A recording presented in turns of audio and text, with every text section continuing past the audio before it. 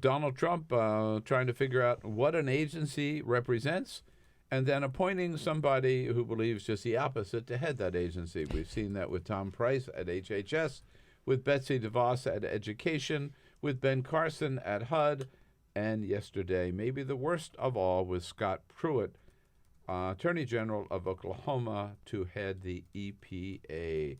Robinson Meyer has been writing about this, following this the nomination process, particularly when it comes to environmental issues and energy issues, for The Atlantic, and joins us here in studio.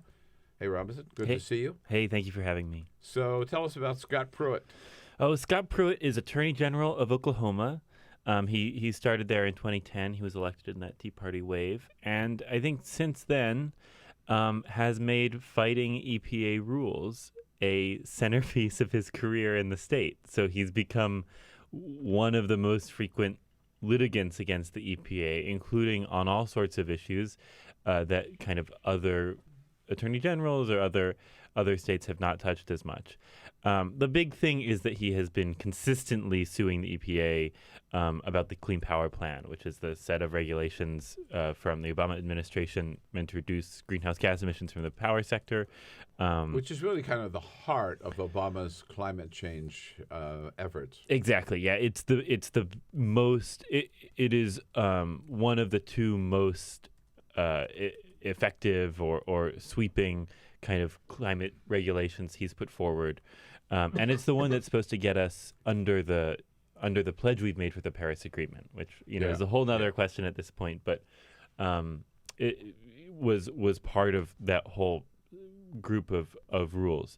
So Scott Pruitt started suing the EPA about the Clean Power Plan in 2014. At which point the courts told him, no, you have to wait till it's finalized. And then as soon as it was finalized, he began suing with a number of other state attorney generals, including Texas, and succeeded in getting it blocked by the Supreme Court last February, resulting in the kind of court process, which is now ongoing. I think the other thing about Scott Pruitt that is notable is that he has not just limited his litigative ire, his focus on climate regulations. He has sued the EPA. He and the state of Oklahoma have sued the EPA for all sorts of rules that have not been in the news as much as the Obama climate rules have been, and which are kind of less controversial, I think, at least in a wide sense, than the Obama climate rules. He sued to prevent a rule about mercury being released by coal plants into the air from taking effect. He sued to prevent a rule that tried to limit smog that would obscure views in national parks. So it was meant to keep Yeah. Oh man, that pisses me right off. Yeah, exactly. That's like a double whammy. Like smog and Now look. You're lucky to be in Yosemite Valley. It doesn't matter that you can't see Half Dome. Right. That's exactly right. I mean, oh my God. What do you want? You want to be in the valley and see Half Dome at the same time? Can't have it all, I guess. No. Right. Jesus. So this is the kind of Scott Pruitt plan. I think the other thing is he just sued to block the methane rules, which are meant to keep a lot of the methane that's fracked or mined, the natural gas, from releasing into the air. And that, in some ways, that's just as important as the other Obama climate rules, because methane is much, much more powerful than carbon dioxide. And there's not really any regulations right now about keeping it from being released during the fracking process. Okay. Does he even believe there should be an EPA? A good question.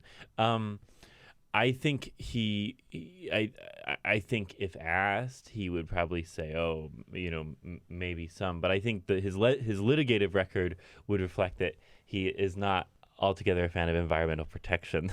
And he's taken a job with a guy who said he wants to get rid of the EPA. So at least it's on his radar that. Yeah. Right. Exactly. The end goal here would be to just get rid of it altogether. How much damage can he do? I think that is an open question. The George W. Bush administration, the Ronald Reagan administration took office promising to cut back all these environmental regulations. Right.